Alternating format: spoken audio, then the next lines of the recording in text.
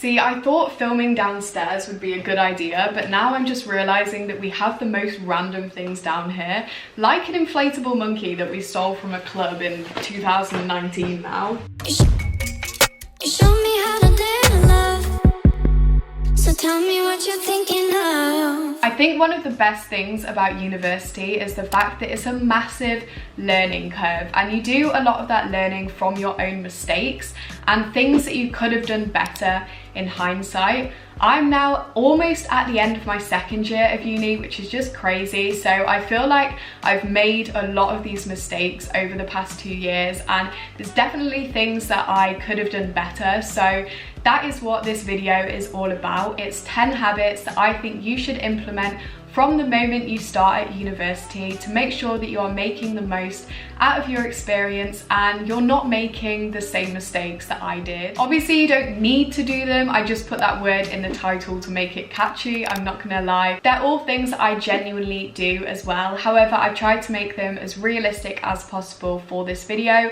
Not all of them will apply to you because obviously everyone is different and they work in different ways. So firstly, let's talk about money, because I know that this is a massive thing that impacts and shapes a lot of students' lives at uni, and therefore the first habit that you should get into is budgeting your income. So your income could be your student loan, it could be a bursary, money from your parents, a wage from a job, but for the sake of this example I'm just going to run with a student loan. Seeing that amount of money turn up in your personal bank account is obviously very exciting, and it's very tempting to just spend that straight away. However, this is not the best thing to do, of course. Personally, I go about budgeting by setting up a second bank account. For example, I have a Santander account that my student loan would come into. However, I have a Monzo account as well that I use to budget that student loan. And the way that I do this is I work out firstly how much of my student loan needs to go on rent and bills, and I make sure that I have enough in my account each month to pay that rent and those bills. I then work out what the rest of my expenses are. You can either do this on a monthly basis or a weekly basis, and I work out how much money I need a week to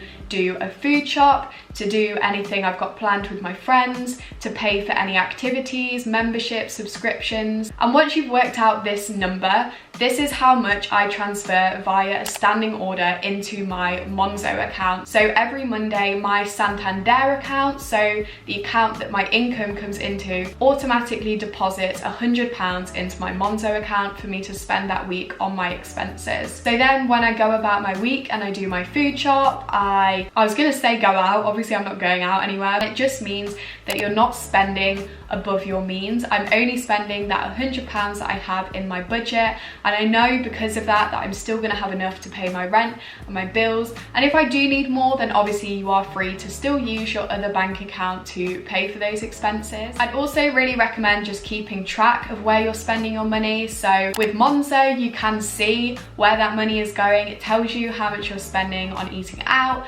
or Ubers or anything like that. But I also manually keep track in my Notion, so I have a spreadsheet in my finances folder that I just fill out. If you want to see how I set my spreadsheets up, then I'll put a link up here. At uni, one of the main things that you're going to be spending your money on is food, and therefore the second habit to get into is meal planning, because it just means that you're not going to be spending excessively in this area. So meal planning just involves, before going on a food shop, sitting down and making a list of the meals that you're going to eat that week. So I just do this for dinner.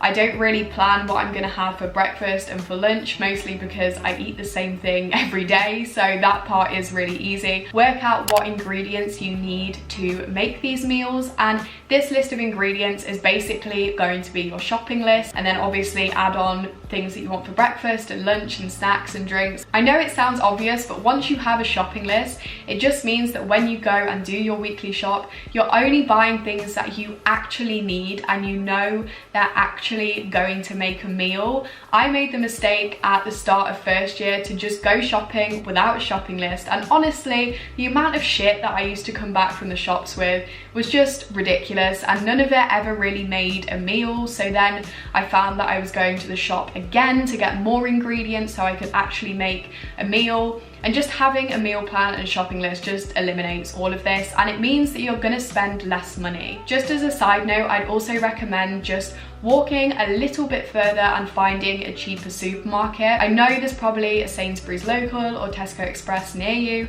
especially if you're in student accommodation. They're always very strategically placed, but these places are normally really overpriced, so I'd recommend just walking a little bit further and finding an Aldi, a Lidl, somewhere like that. Along the same lines of food, my third habit to get into is taking water and healthy snacks with you if you're going out for a substantial amount of time. I get hungry literally every 2 hours, that's not even an exaggeration. So if I had to buy a snack or a drink every time I got hungry or thirsty, I would spend so much more money than I needed to. So for example, if you're going to the library, just bring stuff with you to eat, and also it eliminates the temptation to procrastinate by going to the shop to get snacks or a meal deal.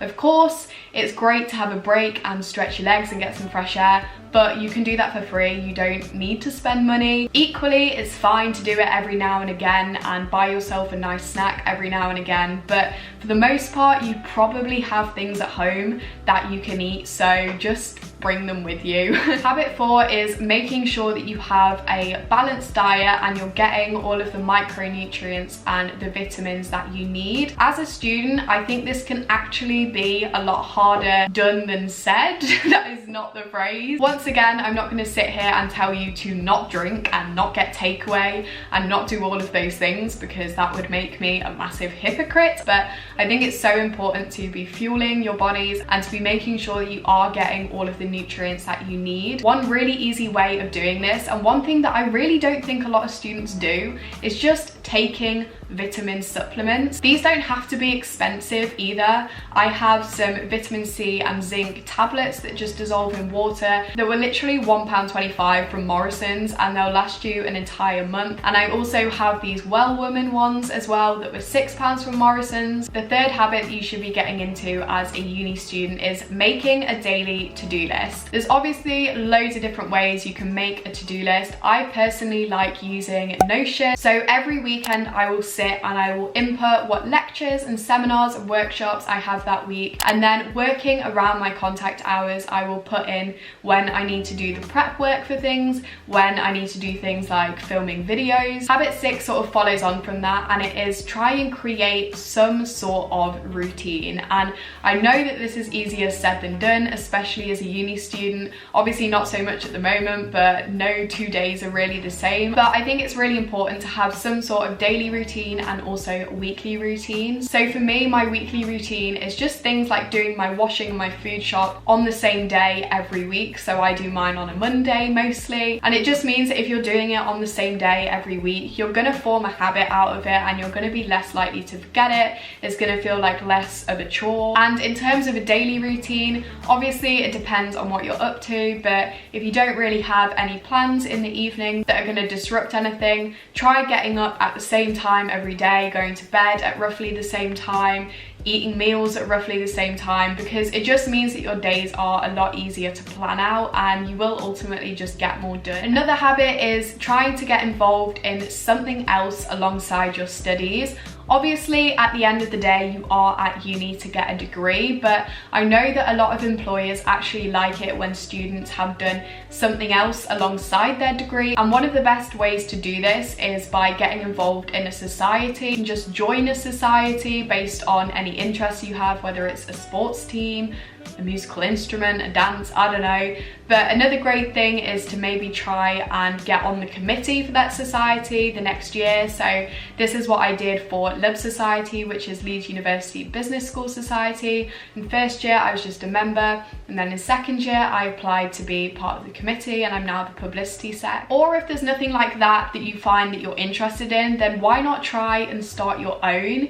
This year, I've actually been involved in the startup of a financial newsletter at the University of Leeds called Leeds Finsights, and just doing something like this on the side shows employers that you have interpersonal skills and you've got other skills like teamwork, and at the end of the day, it's just fun. Habit number 8 is try and keep a work-life balance. So even though I'm saying do all this planning and get involved in things, you still want to have a social life as well. There's obviously not much of a social scene at the moment, but for example, in my student house, during the day, me and my housemates will just get on with all the things that we need to do, whether that's work, whether that's projects. At the moment, all of them are banned from the living room so I can film this video. But then this evening, we'll come together and we'll watch a film together, we'll socialise, and it just means that we're getting everything done that we need to do in the day, but then we're still relaxing and having that time together. I think this is why making a routine and a to-do list is so useful as well, because it means that if you know you have plans in the evening, for example, you can just plan the rest of your day accordingly to make sure that you're still getting everything done. Habit number 9 follows on from this work-life balance, and it is try and do some form of exercise every day. We underestimate as uni students how easy it is to just sit on our laptops all day, especially at the moment when we're working from home, and it's not healthy. So I definitely recommend implementing some form of daily exercise, whether this is just going for a walk, whether it's doing a home workout, because it does absolute bits for not only your physical health, but obviously your mental health and your concentration and your motivation. I find it easiest to do this if I implement it once again as part of my routine. So going for a walk in the morning, doing a home workout in the morning. One really easy habit that you can get into is just walking everywhere that you go. So instead of getting an Uber to your friends or an Uber to the library, just walk there instead, obviously within reason. Don't walk there if it's really late at night. And finally, habit number 10 is implement wider research as part of your routine. So I don't know if this is slightly different for different courses, but as a business student, it's really important that I keep on top of my commercial awareness. And this basically means having an awareness of what's going on in the news and the business world. I know I sound like a broken record by this point, but honestly, one of the easiest ways to do this is by just implementing it as part of a routine. So for example, if I'm going on my daily walk, I will stick on the Financial Times news briefing podcast.